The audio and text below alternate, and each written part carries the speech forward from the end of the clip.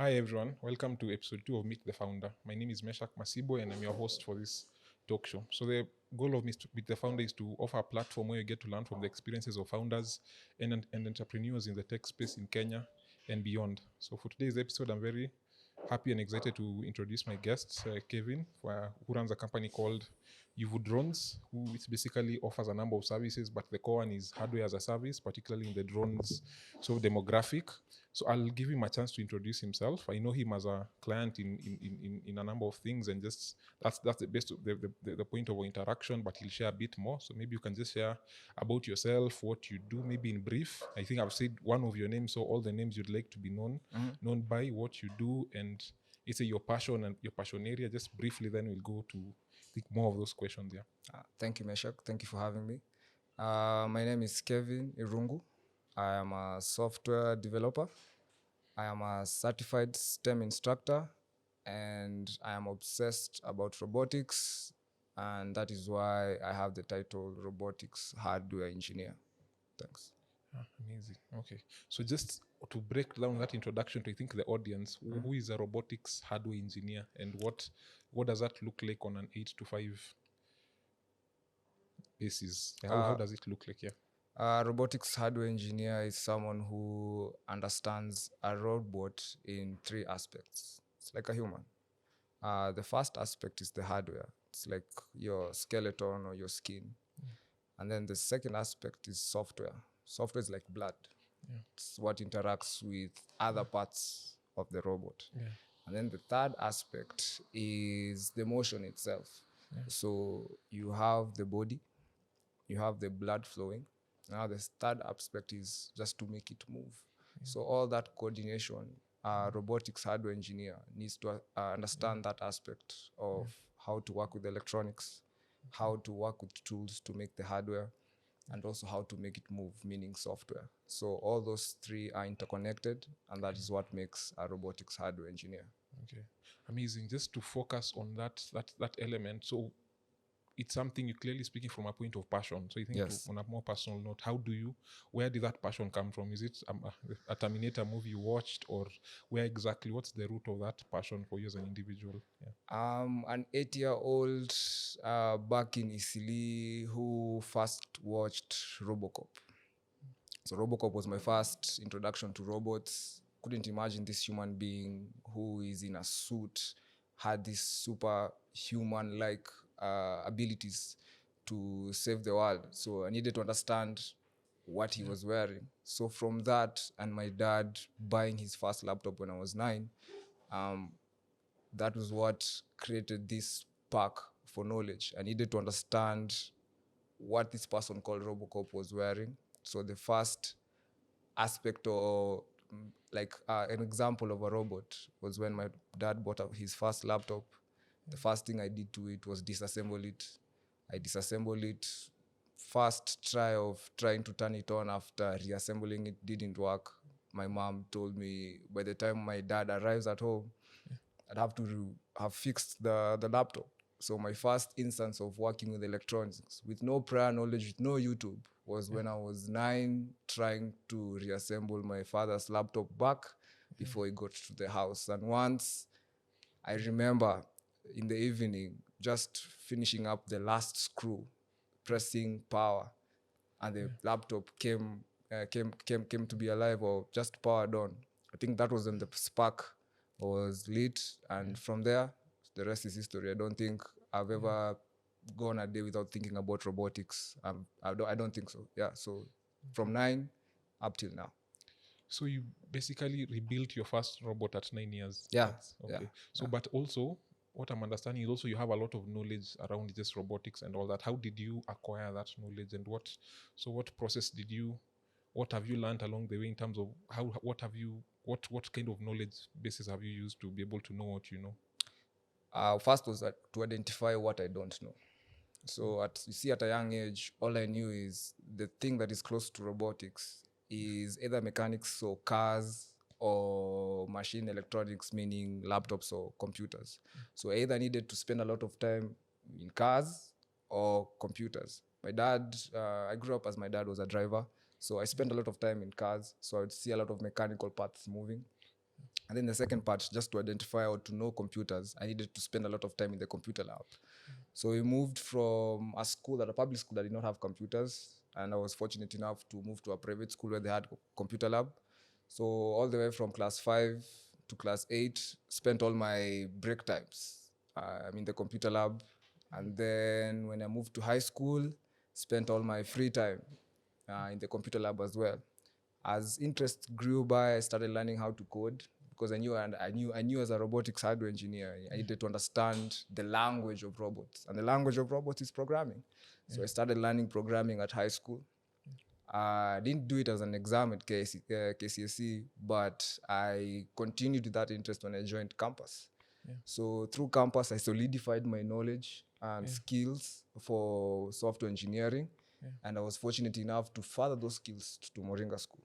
So it was when I joined Moringa School, now I understood and also saw my first real life robot that was not a laptop. It was a moving robot.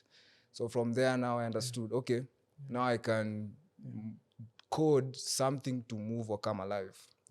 So I started working with small electronics just to see how my code would react to such electronics or hardware. Now interest grew further and further and further. Now I started working with large robotics objects. So I bought my first 3D printer when I was 27 years old. So from then on, I was able to now solidify the part of hardware and software. I was able to interact with a totally new machine. It wasn't something that was being sold at a store. You couldn't go at a store and buy a 3D printer. So I was able to interact with it for 2-3 years. I mastered my skill when it comes to hardware. Now I understand how the machine works. And I'm able now to take everything that is on my mind, imagine something, design it, print it, comes to life, and then add the electronics. And then before you know it, I have something that is fully functional, can be either used in the house or something that can be used for kids for learning. Okay, so I'm understanding. It's really fascinating. I'm understanding that you, in essence, create. So you create a lot of different robotic items and this sort of equipment and all that. So what?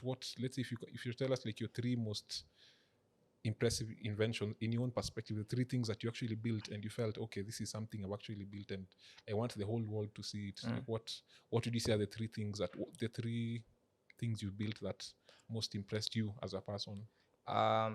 One of the things is finally assembling my first 3D printer. That thing is heavy, weighs like 30 kilograms. First time I bought it, it was in a box, it was disassembled. The first time my heart dropped because now I have to learn how to assemble it. I've spent almost 60 to 70,000 of my money. And in fact, all that money was for my phone. So I actually sold my phone so that I could buy a 3D printer. I couldn't have both. So it was kind of first a risk. And then second, it was something that it's new. There's no teacher I'm going to go to teach me how to assemble this. So that was the first one. That was back in 2020, during COVID time. My 3D printer arrived and I was able to build it. I was able to print my first object. And from that, it was just a keychain, a simple keychain. And from that, I was able to build my first robot. Secondly, something that I'm proud of building is a recycling machine that I won as a competition globally. So I was in this competition that there was a machine to be won for recycling plastic. So in that competition, I was supposed to say what I'm going to do with that machine when I win it, and is it going to be helpful to me? And one of the prerequisites was if I have a 3D printer. So my submission for that project was, if I win, I'm going to assist learners get started with 3D printing and robotics with ease using readily available materials. So that was my tagline for the competition. Kept sharing it with my friends so that they could comment, like, subscribe, so that I could get points to win it. And fortunately enough, I won the machine. The machine was shipped from Poland to the US to Kenya. It's kind of a long journey, but the person who gave me that machine, and I'm forever grateful for him, is called Igor Telman. He's my friend now. We've become close friends, and I wish him nothing but the best. And he's the one who gave me the machine. So when it arrived, I was able to assemble it. And now to further my skills of building robotics, now I had to assemble something from scratch that could be able to recycle a plastic bottle to filament. Filament now is what is being used in 3D printing. So that was my second machine that I am proud to have said that I have managed to assemble, configure, and have been able to use. And then now thirdly is the entire process, using two machines, one for raw material and one for a finished product.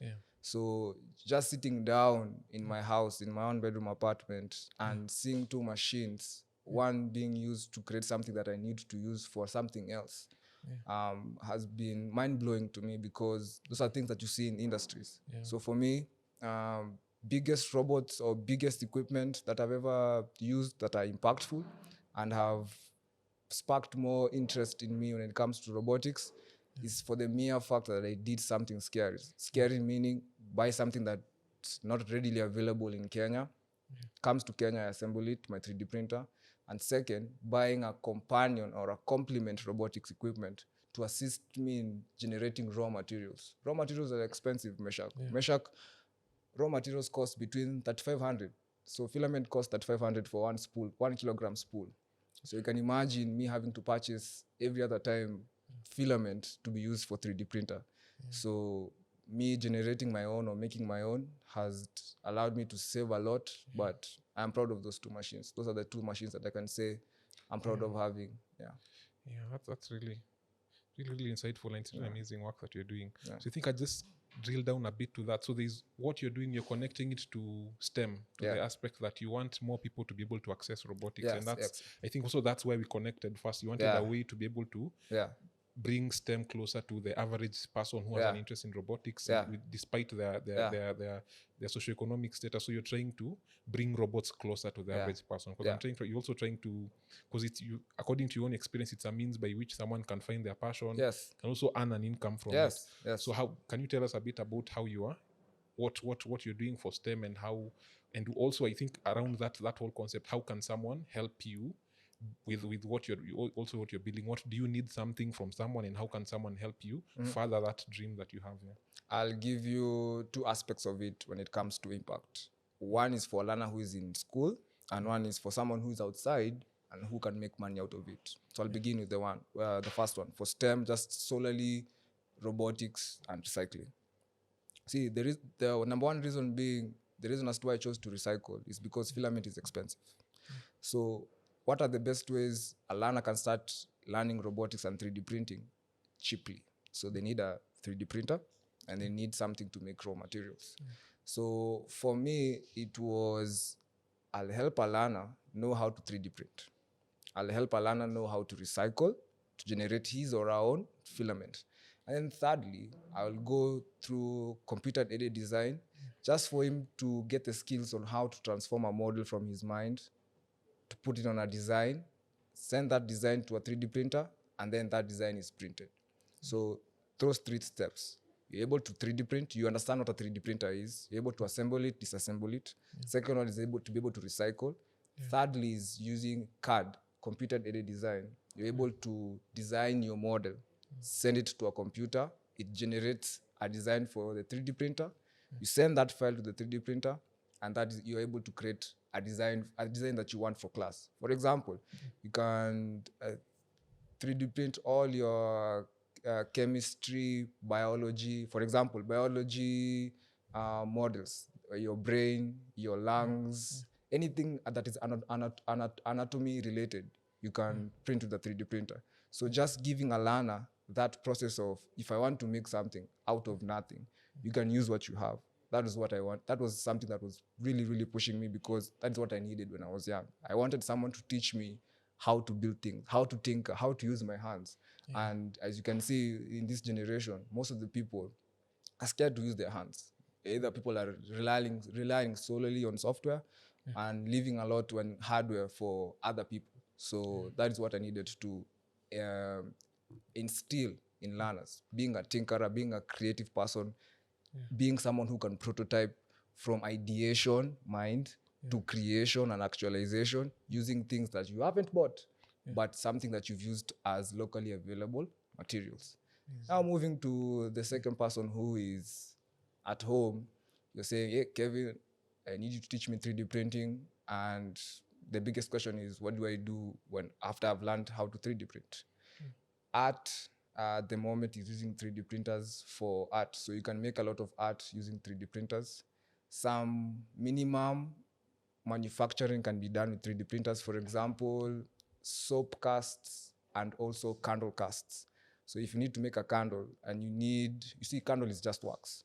So if you melt wax and you're able to 3D print a design that can be able to take the shape of the wax, you're able to print a very beautiful cast and you'll be able to create a very beautiful candle out of your own creations.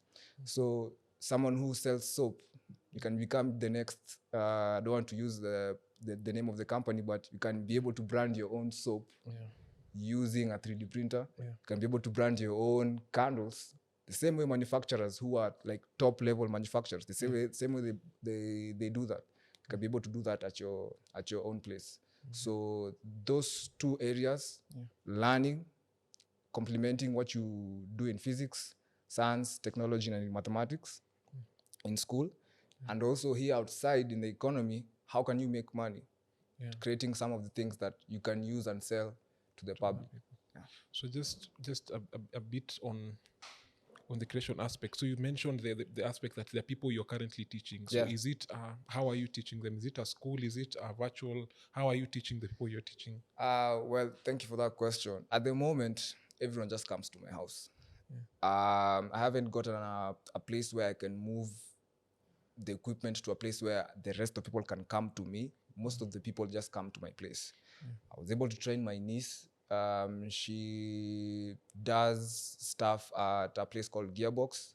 So what I was able to do is instill the knowledge for robotics before she goes to Gearbox. And also the fact that now as we speak, she's able to assemble a 3D printer and recycle. My friends who just are my normal neighbors. You see someone who doesn't even have experience in technology, someone who's not even a software developer, they usually come to my house.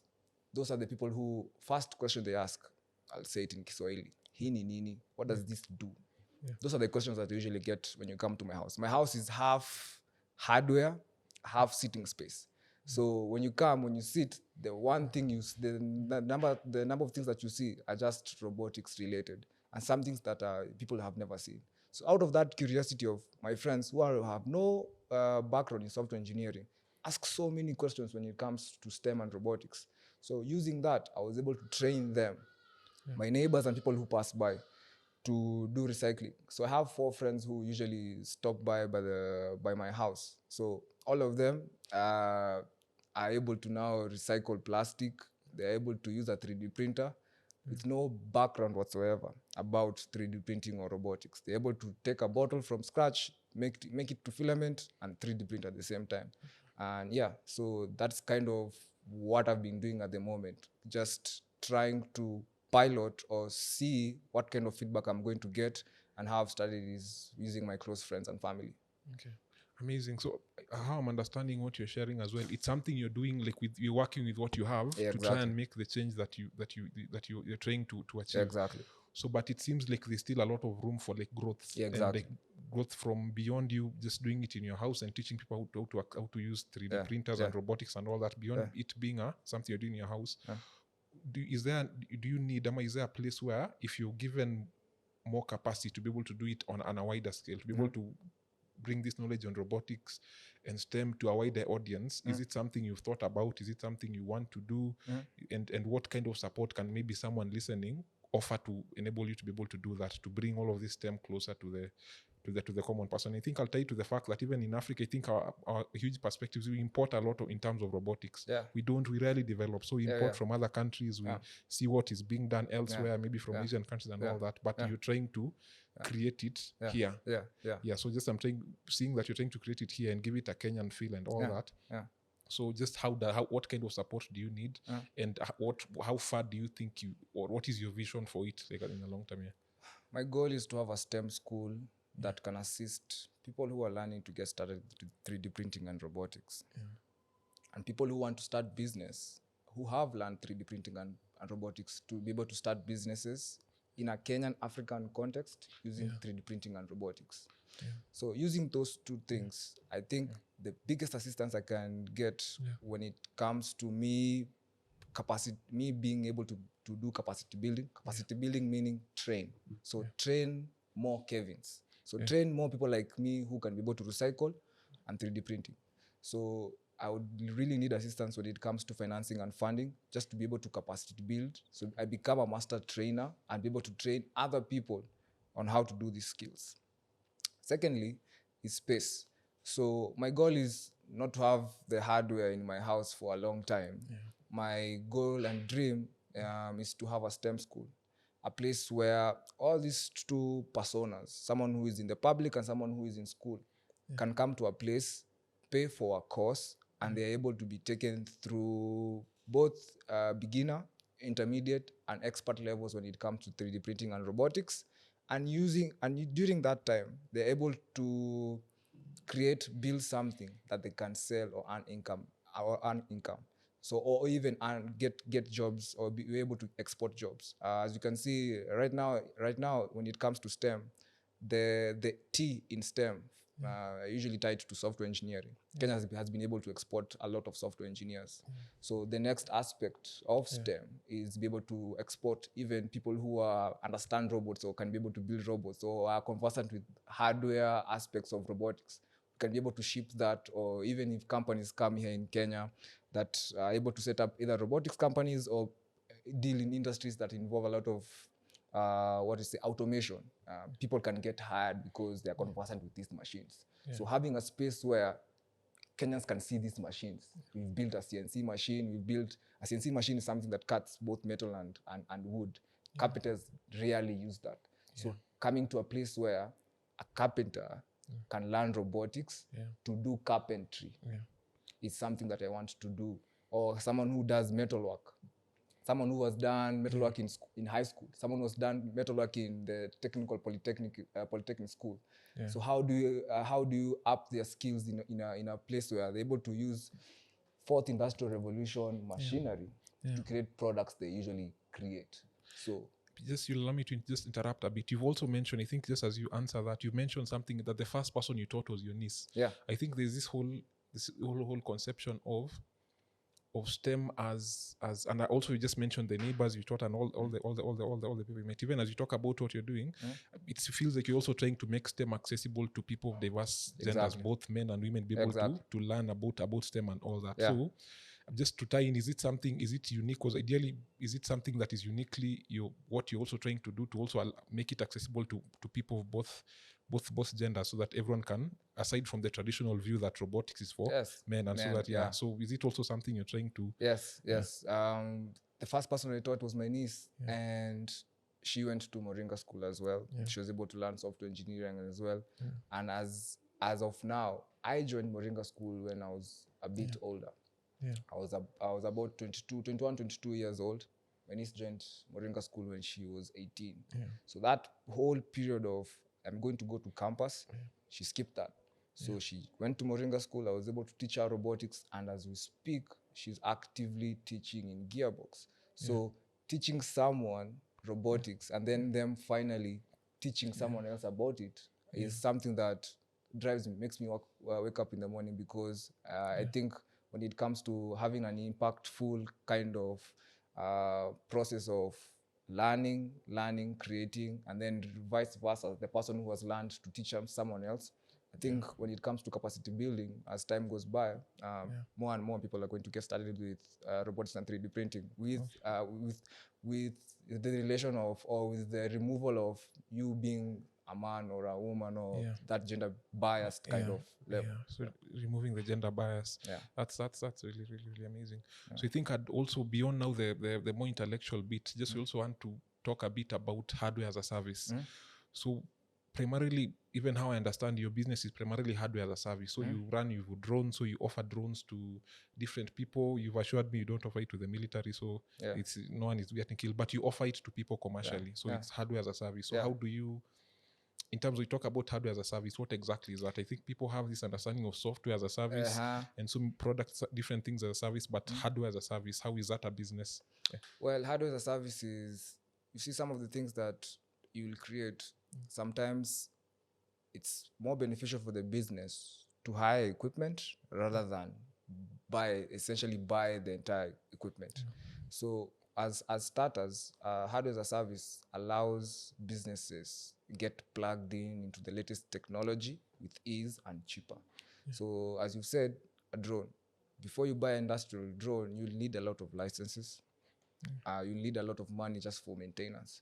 So having someone or a company somewhere where they've already set this thing up, it's just plug and play. You need drone services, just you need to have a subscription payment process. You pay a small amount of cash, then through the course of your subscription, you're able to get professional industrial grade drone services. And it's not only drone services. Some of the things that we are currently focused on are usually in film. Meshach, I'd like to tell you that 70% of film equipment is robots.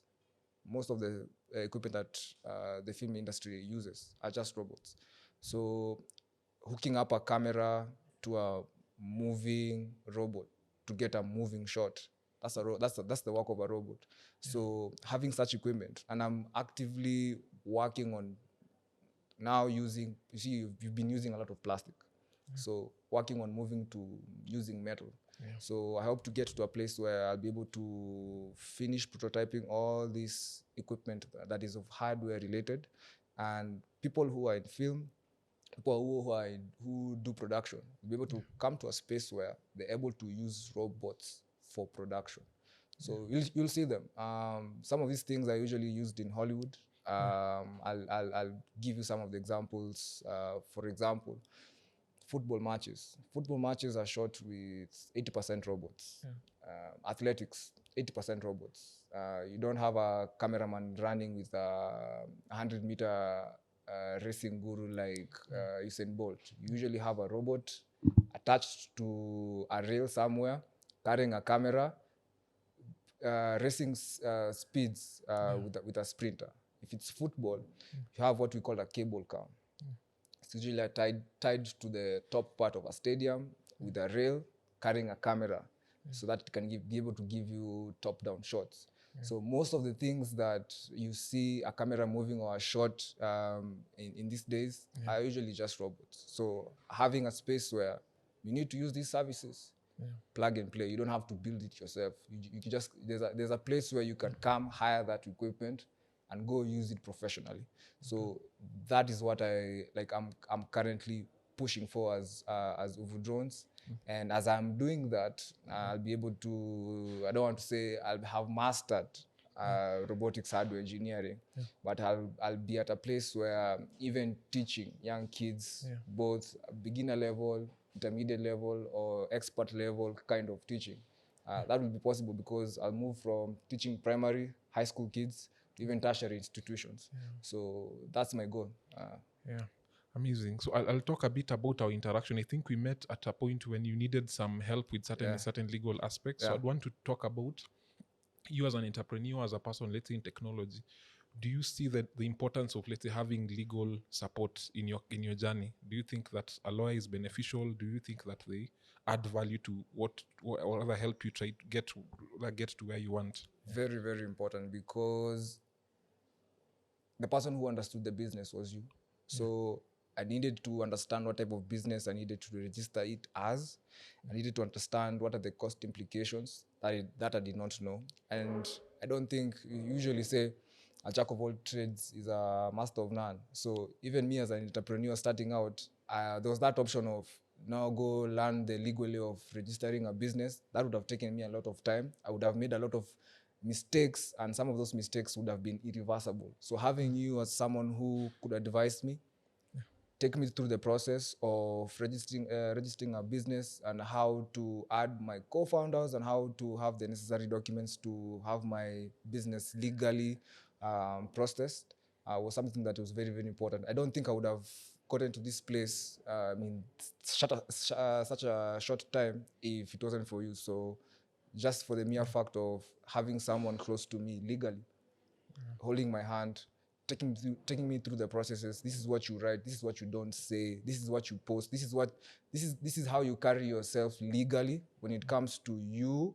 with the government and you with the clients. Something very important, and I'm happy to walk through this journey with you because we've already started, and I would like to say the journey is long, but I'm sure we'll get there. Yeah, amazing. So I think I'd want to just go to, because also as we sort of wind up, just your vision. Your vision. If you look at the world 5 years to come, let's say if you got all the funding you needed to do what you need to do, if you got all the support, all the necessary support that you need to do to do what you need to do, how do you see the future will look like, or how different will it be 5 years from now and 10 years from now if UVU Drones is able to do whatever they need, if you're able to do whatever you need to do in STEM, how different does the future look? Science, technology, engineering, and mathematics will prevail. Prevail meaning those are the three aspects or three subjects that most people dropped when they were in high school, because there was no supportive infrastructure to help them move from first dimension of learning from a book. See, the first dimension you learned when you're in high school was reading, was text. You had an imagination, but you were just blocked with imagination and text.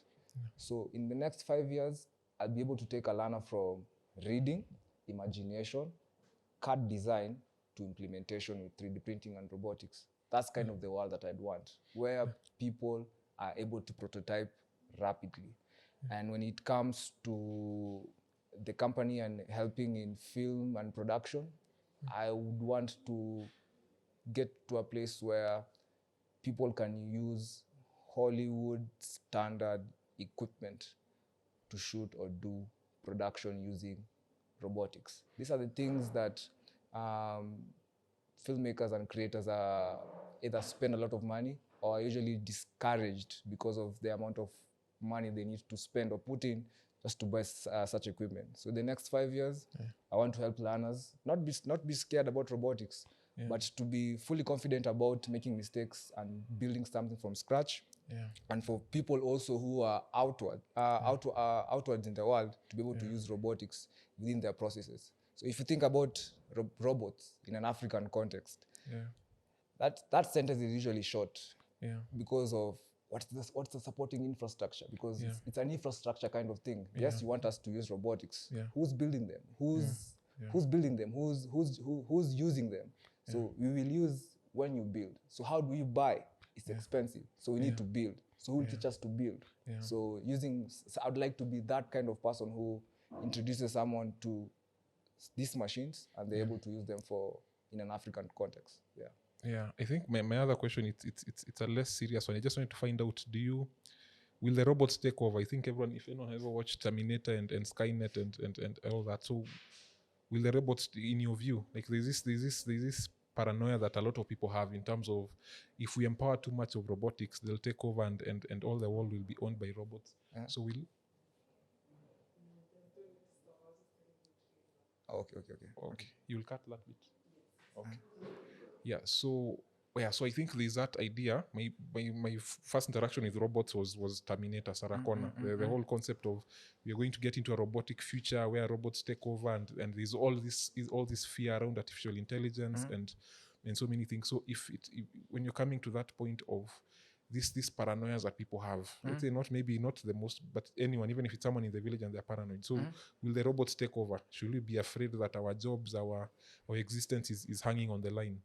I'll give you an example of what took place in 2010 when there was this disruption. See, technology is here to disrupt. It's here to not replace. It's here to complement. Our job as humans is to work with robots, not robots do this and then humans do that. So it will. I think when you focus on robots helping us do the repetitive tasks, so that we can spend more time with our families, or do the work that doesn't have to affect our bodies or our backs. Or you see, for example, a fireman going to a burning building. Would you rather that or an inspection robot goes to the same building? So those are some of the things that people in my industry, people in being a robotics hardware engineer, those are some of the things that they want to solve. They don't want to alienate or remove the human aspect of humans because now everyone has a robot. No, the job is to assist humans to do the most repetitive tasks so that they can do the most important things in their lives. So that's basically the answer, and I don't think humans will be replaced by robots or robots will become sentinels. Because there are laws and regulations. There are even processes as we speak that have been passed just for people who are advancing in artificial intelligence to be a bit slow and take a step back just to see this human aspect and how artificial intelligence is affecting humans and how humans behave, and ultimately our society, how it will be after 5 to 10 years from now once robots have been plugged into our day-to-day activities as humans. Amazing. So according to you as the robotics expert, so there's no Skynet coming soon, there's no Sarah Connor, there's no the world being overtaken by robots. So the answer is no, to just to lull the superstition. So it's not possible. Well, I would say it is possible. It is possible to have a sentinel kind of AI that can be baked into a hardware. So sentinel meaning this is kind of software that the kind of software that you've put in this robot. This robot is able to look, behave by its own with no human interactions by itself. So we are close to achieving that. We might even have already achieved, but giving that functionality or that kind of power to humans, I would say this is the time that people who are like enforcers of artificial intelligence are looking to regulate these kind of things, because these are things that will be used for warfare. You'll have kamikaze drones being sent out to blow up people's houses and everything else.